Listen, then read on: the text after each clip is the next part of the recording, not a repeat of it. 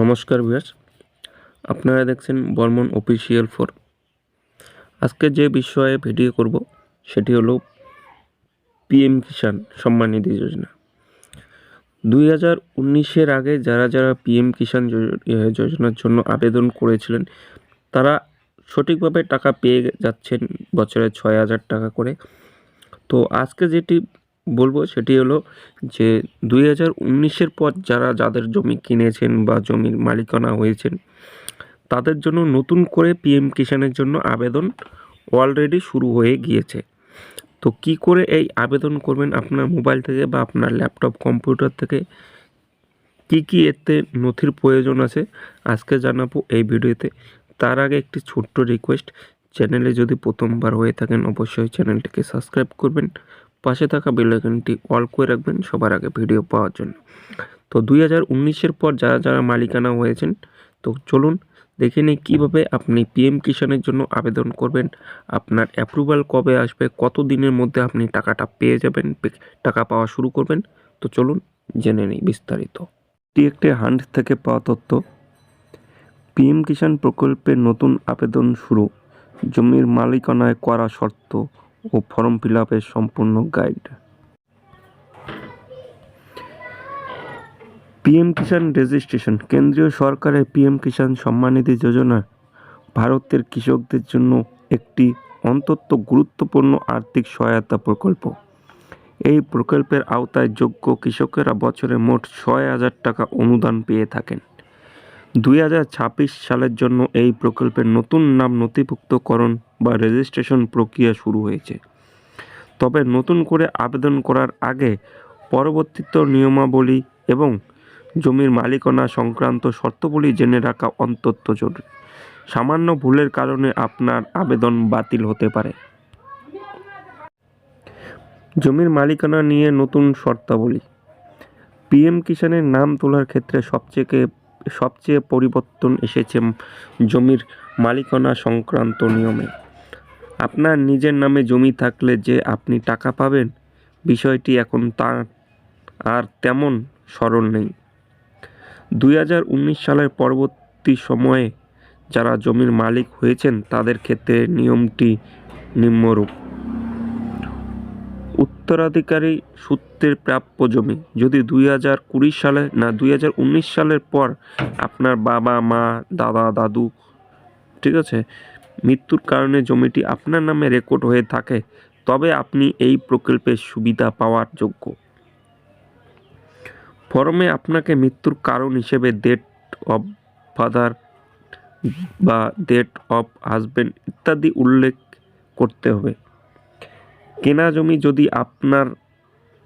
আপনি 2019 সালের পর টাকা দিয়ে জমি কিনে নিজের নামে করেন বা অন্য কোনো সাধারণ উপায়ে জমির মালিকানা পরিবর্তন হয় তবে আপনি পিএম কিষাণের জন্য আবেদন করতে পারবেন না। এই ধরনের আবেদন এখন সরাসরি বাতিল করা হচ্ছে। আবেদনের জন্য প্রয়োজনীয় নথি। অনলাইন ফর্ম পূরণ করতে বসার আগে নিচের নথিপত্রগুলি হাতের কাছে গুছিয়ে রাখা প্রয়োজন, এতে গরমিল হওয়ার সম্ভাবনা কমে। এখানে যে আপনার নথির প্রয়োজন, আধার কার্ড কেন প্রয়োজন? আবেদনকারী ও স্বামী স্ত্রী পরিচিত যাচাইয়ের জন্য। জমির রেকর্ড বা পর্চা, খতিয়ান ও দাগ নাম্বার প্রমাণ এবং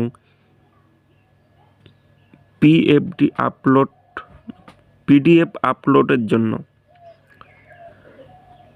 মোবাইল নাম্বার, আধার ভেরিফিকেশন ও ওটিপি পাওয়ার জন্য। রেশন কার্ড, পারিবারিক তথ্য সুনিশ্চিত করার জন্য। ধাপে ধাপে অনলাইন রেজিস্ট্রেশন পদ্ধতি। পিএম কিষাণের অফিসিয়াল পোর্টালে গিয়ে নিজের মোবাইল বা কম্পিউটার থেকে আবেদন সম্ভব। প্রক্রিয়াটি ধাপে ধাপে নিচে আলোচনা করা হলো।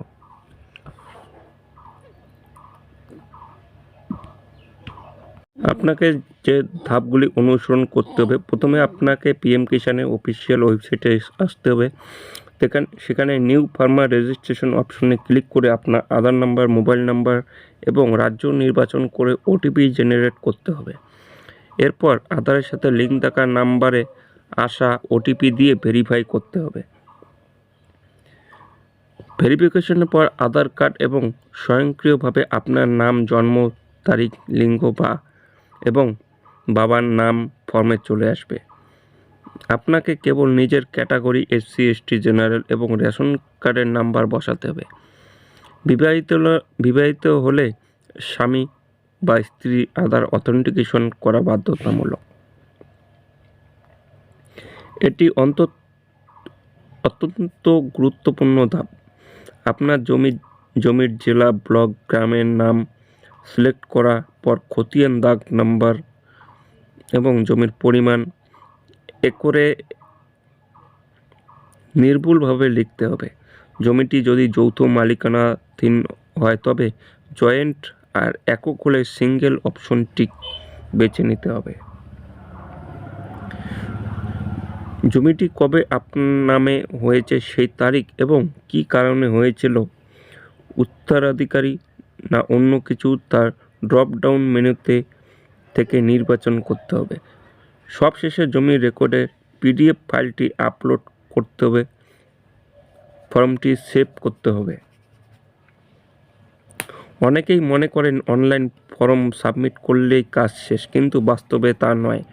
আবেদন করার পর status of self registered farmer option থেকে স্ট্যাটাস চেক করতে হবে।